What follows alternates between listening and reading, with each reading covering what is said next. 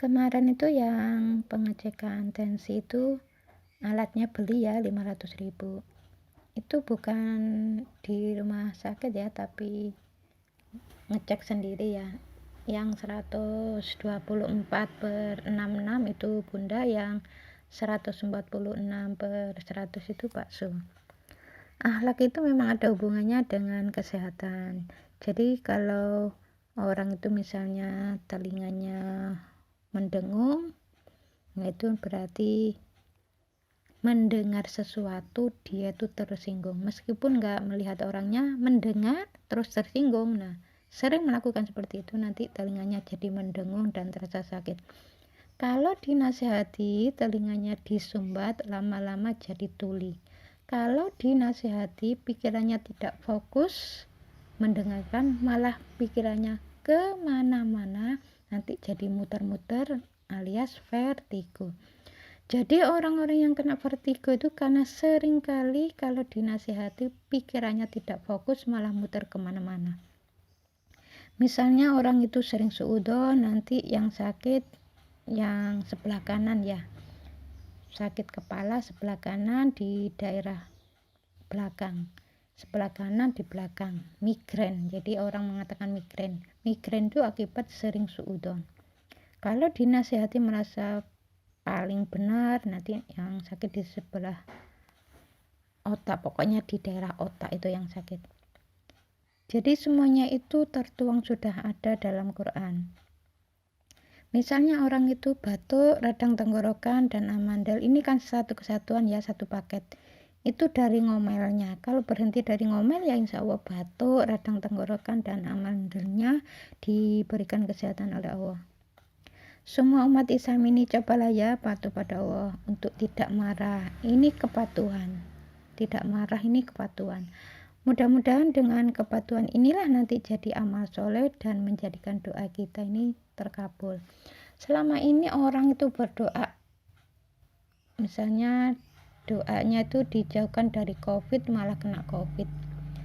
Nah, ini ada yang tanya, Bunda, selama ini doa dijauhkan dari COVID, kalau sholat subuh kunutnya itu ada doa ya minta dijauhkan dari COVID, malah kena COVID. Ini bagaimana ya Bun cara kerja Allah itu? Ya, yang namanya doa itu kan permohonan, ya terserah Allah nanti dikabulkan atau enggak.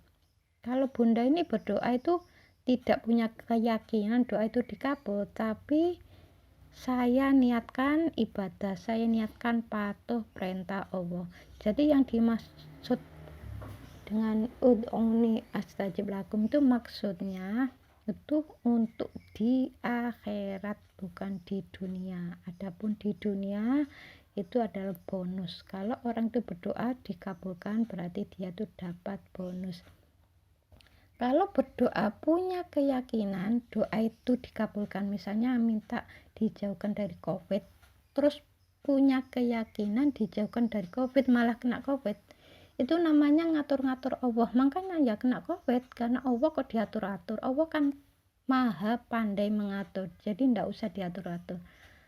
Berdoa dijauhkan dari COVID, serius khusyuk doanya, tapi masih melakukan marah-marah, sombong, merasa hebat, ya kena.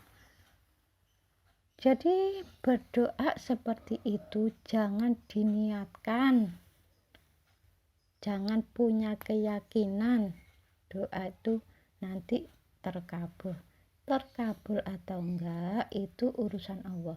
Kalau amal seseorang itu sudah cukup di hadapan Allah dan bagus, ya akan dikabulkan doanya. Jadi amal soleh seseorang itu di hadapan Allah ya, bukan di hadapan manusia. Jadi orang itu selama ini sudah menganggap sholatnya itu tekun, ibadahnya berjamaahnya rutin, baca Qur'annya istiqomah, terus banyak sedekahnya, sudah berdakwah ke sana kemari, sudah dianggap bagus, sudah dianggap banyak amal solehnya.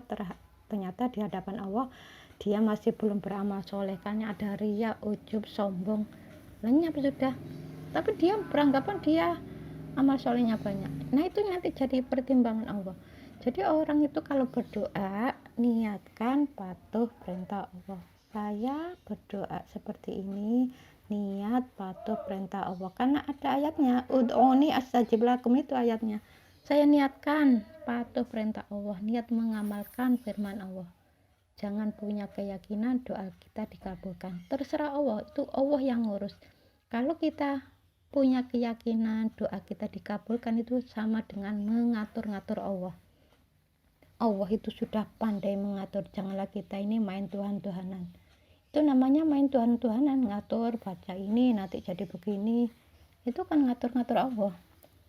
Ya nanti terserah Allah. Kalau bunda ini berdoa memang kata-katanya jauhkan dari COVID, itu saya niat patuh perintah Allah, niat mengamalkan firman Allah.